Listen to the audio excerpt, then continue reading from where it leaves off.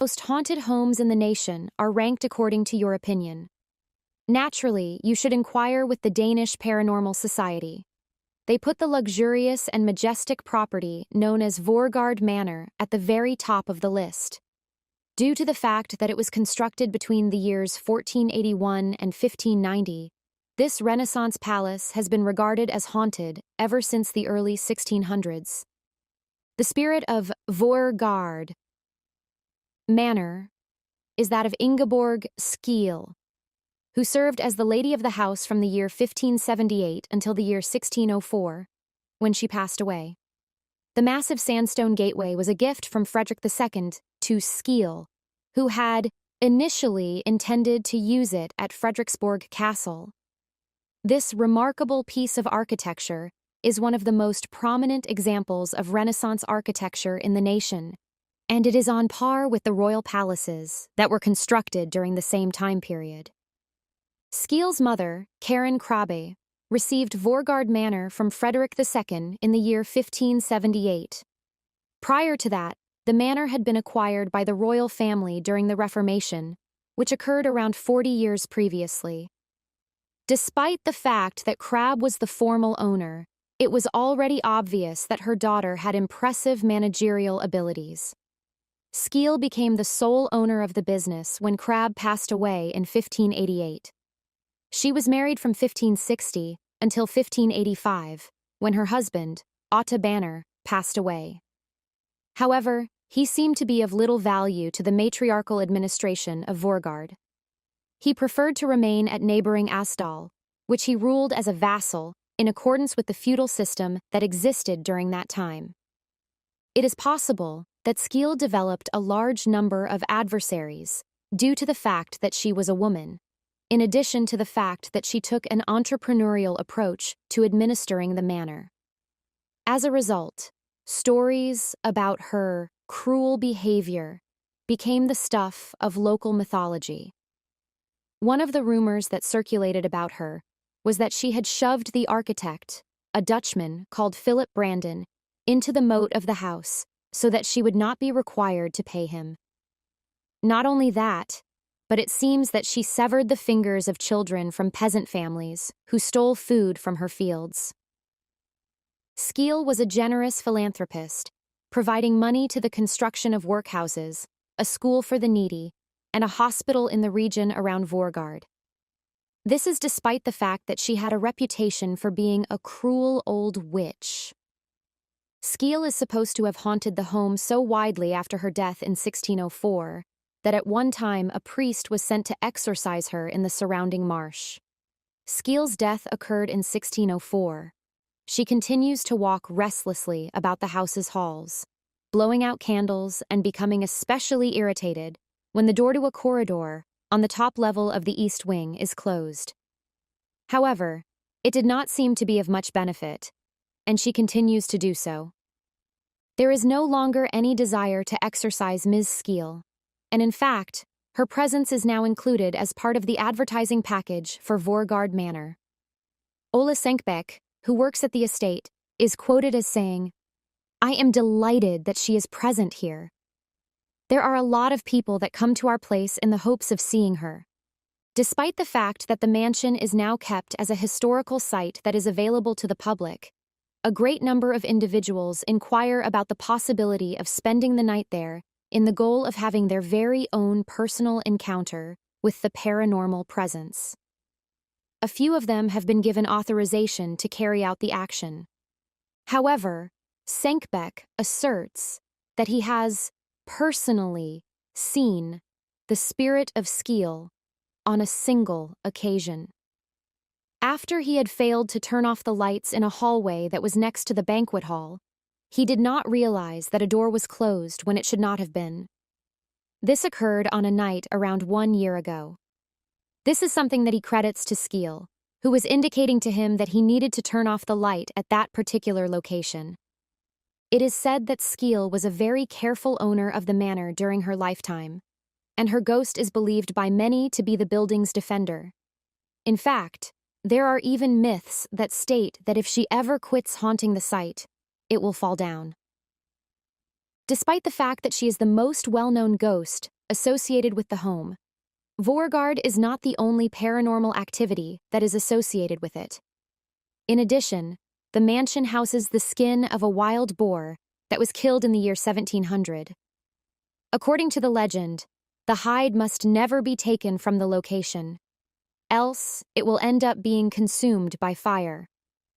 Those who are not fortunate enough to experience a haunting from Skeel may make do with exploring the dungeons of the house, which were still in use as late as the year 1840. There are listening channels placed into the walls of the dungeons, and it seems that individuals may still hear the moaning of captives via these channels.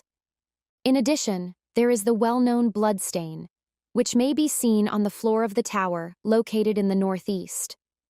Although it had been neglected for a considerable amount of time, it reappeared in 1997, when varnish was removed from the area as part of a remodeling project, and it continues to be obstinately resistant to disappearing.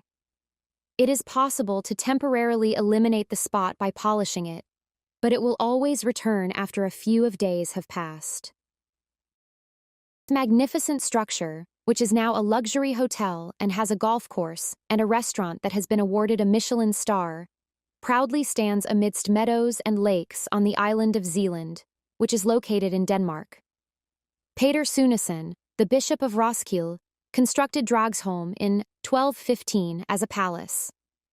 According to legend, it is still considered to be one of the most haunted castles in all of Europe. There are 3 hauntings in particular that have made Dragsholm Castle famous: the Earl of Bothwell, the White Lady, and the Grey Lady. The Earl of Bothwell is a problematic lord. The White Lady is a forlorn girl who was bricked into the wall, and the Grey Lady is a thankful guardian. It is reported that there are at least 100 spirits who walk the halls of Dragsholm Castle. We need to take a look back into the history of the castle, which spans 800 years, in order to get a better understanding of their tales. Dragsholm was the only castle to survive the civil war that took place in Denmark between the years 1534 and 1536, which was often referred to as the Count's Feud. It had its start as a stately palace and was well fortified throughout the Middle Ages. Nevertheless, after the Revolution, the ownership of Dragsholm Castle was transferred to the Crown, and from the year 1536 until the year 1664, it was used as a kind of jail. During this time, the castle was undergoing what is considered to be its darkest era. The individuals who were being kept captive here were the noblemen of the area, some of whom may have even lived in or visited Dragsholm during its more spectacular days. Following then, the Protestant Reformation took place. Dragsholm later became a place of residence for a number of bishops and other ecclesiastical detainees, as Lutheranism advanced across Denmark and the Catholic Church was finally made illegal. The detainees included a number of notable individuals, including Joachim Renaud, who held the position of the last Catholic bishop of Roskilde and, ironically, had previously owned the location. Additionally, James Hepburn, the 4th Earl of Bothwell, and the 3rd husband of Mary, Queen of Scots, was also placed among the convicts. According to our list, he is also the first ghost that we have. James Hepburn was a Scottish nobleman who was known for his disruptive behavior. It seemed as if trouble was following him. He was just getting out of one predicament when he found himself in another one. After leaving Scotland in 1567 in the goal of saving his life, Hepburn believed that he would be able to find safety in a location that would be more favorable. His ship was forced to make an emergency landing in Norway, which was administered by Denmark at the time. Unfortunately for him, he was detained there because he did not possess the appropriate identity documents. Some of his previous transgressions came back to haunt him, most notably in the form of Anna Thronson, an important ex-fiancée who had been abandoned and whose dowry he had stolen.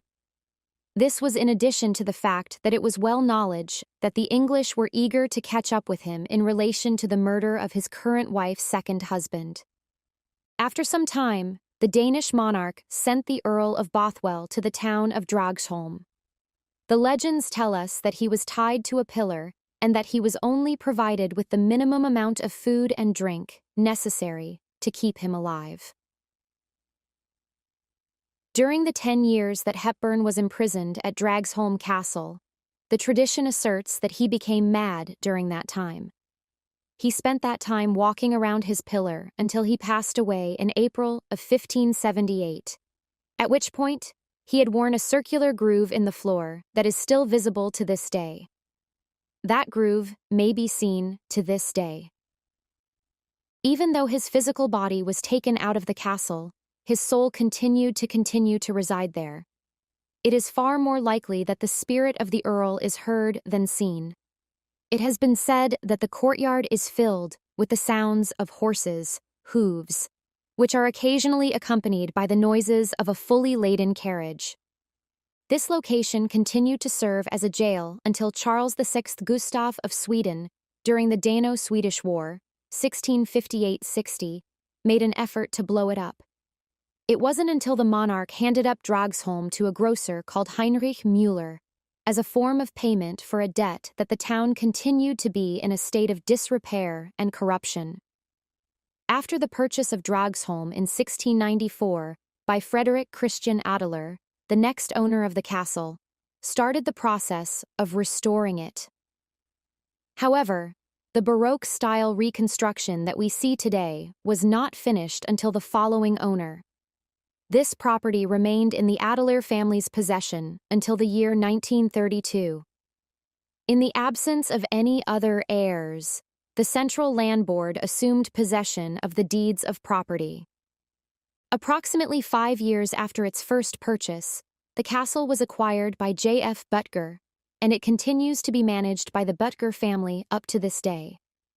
Since the 17th century, the architecture that we see today has remained almost intact, with the exception of a few restorations that were carried out after the conclusion of the First World War. As a result of this renovation, a significant number of the saloons and ballrooms were decorated in a late Romantic style motif.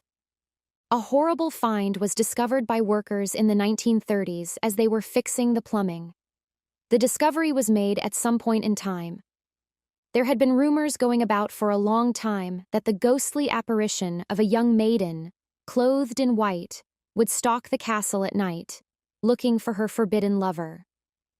The fact that they discovered this gave her narrative some credibility. She was said to have been the daughter of one of the numerous people who owned the castle, according to the legend. The young woman, who may have been Selina Bovlis, fell in love with a guy who worked at the castle. It would have been very inappropriate for a lady of nobility to begin a relationship with a commoner, yet the young lady did so. The fact that they were having an affair in private was brought to her attention by her father, who, in a fit of wrath, not only locked her up in a jail cell inside the tower, but also bricked her up as she was within the wall. This was merely another ghost tale, the White Lady, who was said to be eternally mourning a lost love and could be heard sobbing in her sadness. This continued until the skeleton of a woman dressed in a white robe was found within the wall. The tale of the Grey Lady is a ghost story that is significantly more humorous than other ghost stories. A lady who, as a gesture of appreciation, continued to serve in this castle long after she had passed away, is the subject of this story. While she was working here, this servant had a terrible toothache during her time here. A poultice, according to some tales, was the sort of therapy that the master of the house made sure she got, in order to alleviate the agony that she was experiencing.